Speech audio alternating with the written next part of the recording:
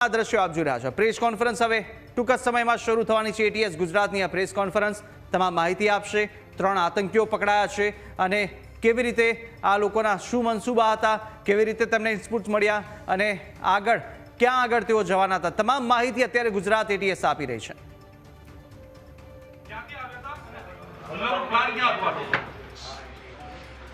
हमारा Gujarat एटीएसના DYSP SL ચૌધરીને એક બાતમી મળી હતી કે એક હૈદરાબાદનો રહેવાસી માણસ છે જેનું નામ અહેમદ મોહિઉદ્દીન સૈયદ છે।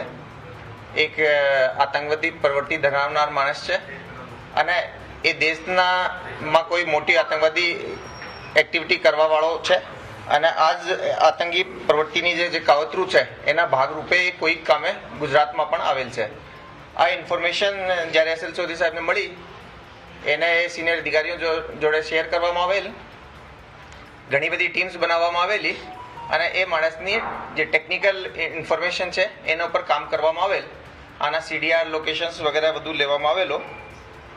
એ માણસની લોકેશન્સ જાણતા ખબર પડી કે હાલમાં જ હૈદરાબાદથી બાય રોડ અમદાવાદ ખાતે આવેલ છે। એના મુવમેન્ટને ટ્રેક કરતા પરમ દિવસે ઇવનિંગમાં અડાલજ ટોલ નાકા પાસેથી એક આંધ્રપ્રદેશ નંબરની ગાડી મળી આવેલ, જેમાં એક માણસ બેસેલો હતો, જેની આઈડેન્ટિટી પૂછતા જે ઇન્ફોર્મેશન વાળો માણસ હતો એ જ એની અંદર હતો। એ માણસની પંચો રૂબરૂ સર્ચ કરવામાં આવેલો। એ દરમિયાન અમને એના પાસેથી 2 ગ્લોક પિસ્ટલ, એક બેરેટા પિસ્ટલ અને 30 લાઈવ કાર્ટીજ મળી આવેલા। સાથે સાથે એની પાસે એક 4 લીટર જેવો લિક્વિડ પણ હતો, જેની પ્રારંભિક એને જ બતાવ્યા મુજબ એ કેસ્ટર ઓઇલ છે। એ એની ગાડીમાંથી સીઝર કરવામાં આવેલ અને બીજી થોડી ઘણી રૂટીન વસ્તુઓ પણ એનાથી મળી આવેલી।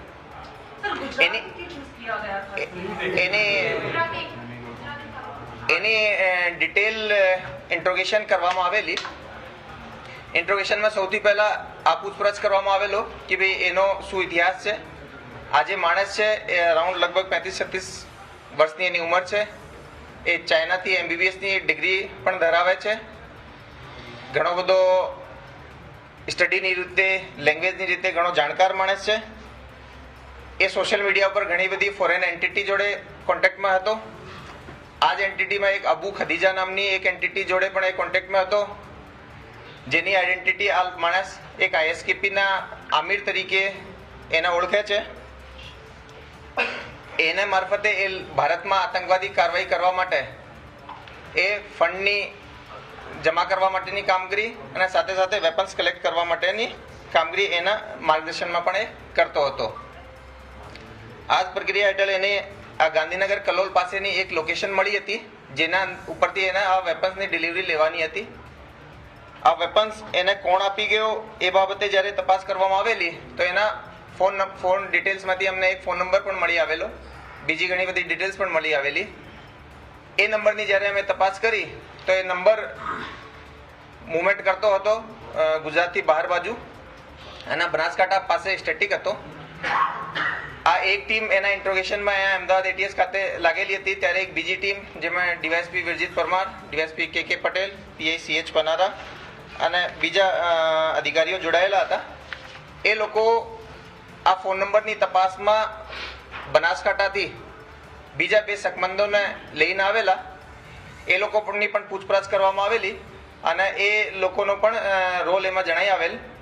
એ જે બંને લોકો છે એનું નામ આઝાદ સુલેમાન અને મોહમ્મદ સલીમ ખાન નામના છે। એ બંને લોકો લખીમપુર ખીરી અને શામલી યુપીના રહેવાસી છે।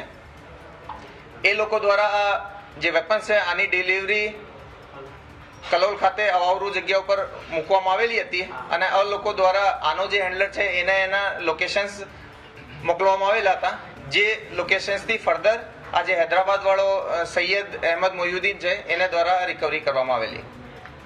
આ લોકોથી જ્યારે પૂછપરછ કરી ત્યારે જાણવા મળેલ કે આ લોકો ઘણા રેડિકલ છે, મૂળતઃ હાફિઝ છે, ભણેલા છે અને એ લોકો દ્વારા પણ દેશના ઘણા બધા હિસ્સાઓમાં જેમાં લખનઉ, દિલ્હી, અમદાવાદ વગેરે સામેલ છે, એમાં સેન્સિટિવ પ્લેસીસની થોડી રેકી કરેલી છે, ભીડભાડવાળી જગ્યાઓની રેકી કરેલી છે।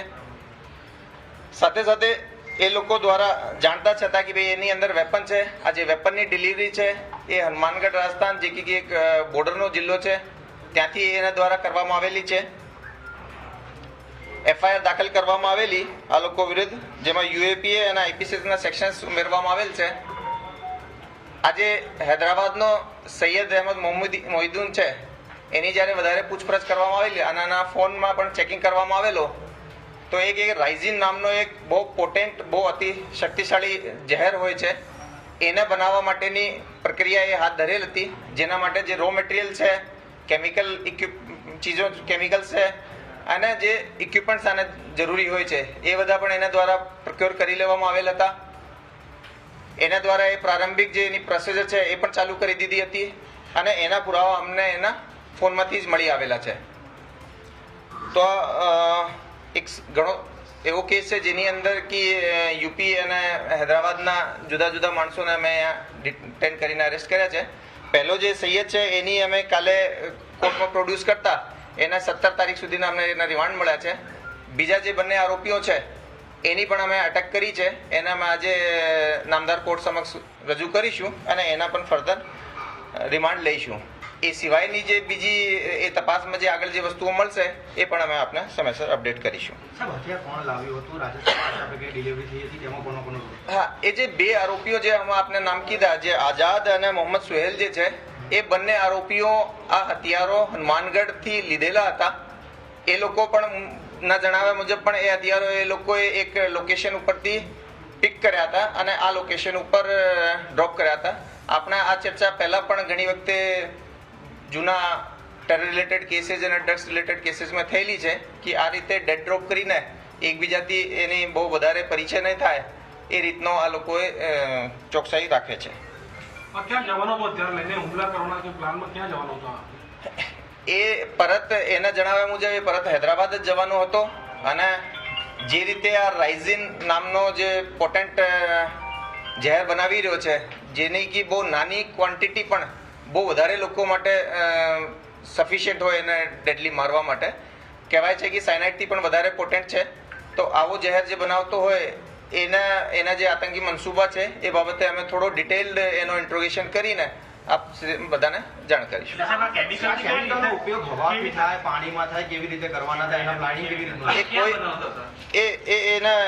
એ હૈદરાબાદમાં જ બનાવતો હતો અને એનો જે ઉપયોગ છે એ ઉપયોગ એને કન્ઝ્યુમ કરવાથી કોઈ પણ રીતે તમારે બોડીના ઇન્ટરનલ એમાં આવે, એ ગેસ મારફતે તમે ઇન્હેલ કરો કે પાવડર ફોર્મમાં જનરલી હોય છે અને આ ફૂડ યા કોઈ પણ રીતે તમારે બોડીમાં જાય તો એ બહુ ડેડલી હોય છે. હથિયાર જે છે હનુમાનગઢથી હથિયાર આવ્યું છે, પિસ્ટલ ક્યાંની છે? મેડ ઇન ભારત મતલબ અહીંયાની છે કે પાકિસ્તાનથી શું છે? આ બાબતે નહીં કહી શકું, કારણ કે એક ગ્લોક અને બેરેટા જનરલી ફોરેન મેડ હોય છે અને જે હનુમાનગઢ છે એ થોડો બોર્ડરની નજીકનો જિલ્લો છે. તો હવે હાલમાં એનો જે ઉદ્ગમ જે છે એ ક્યાંથી થયો છે એ બાબતે ફર્ધર તપાસ પછી અમે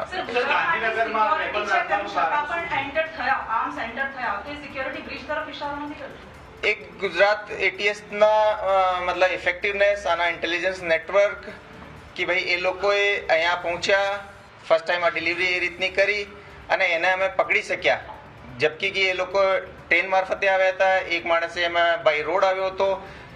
એ બહુ મોટો શહેર છે, તેમ છતાંય અમે આ વાત ઉપર ફક્ર છે, નાજ છે કે ભાઈ અમારી જે ATSની ટીમ છે એમાં જે હ્યુમન ઇન્ટેલિજન્સ કલેક્ટ કરવાવાળા માણસો હોય કે ટેકનિકલ એનાલિસિસ કરવાવાળા માણસો હોય, એ જે ઇન્ફોર્મેશન પણ છે એ અમને પરમ દિવસે લગભગ મોર્નિંગ આવર્સમાં મળી હતી. અમે ટીમ બનાવી, એ માણસને આઈડેન્ટિફાઈ કર્યા, એને ચેક કર્યા અને આપ બધાની જાણકારી માટે મોટાભાગના આપણે લોકો જે જૂના છો એ બધા જાણો છો કે આ એક્ટિવિટી ભલે આપણને રિઝલ્ટ ક્યારે મળતો હોય, આ 365 ડેઝ ચાલવાવાળી 24/7 ચાલવાવાળી એક્ટિવિટી છે, જેની અંદર હજારોની સંખ્યામાં અમે લોકો પર સર્વેલન્સ રાખીએ છીએ, લોકો પર વોચ રાખીએ છીએ, લોકોની પૂછપરછ કરીએ છીએ.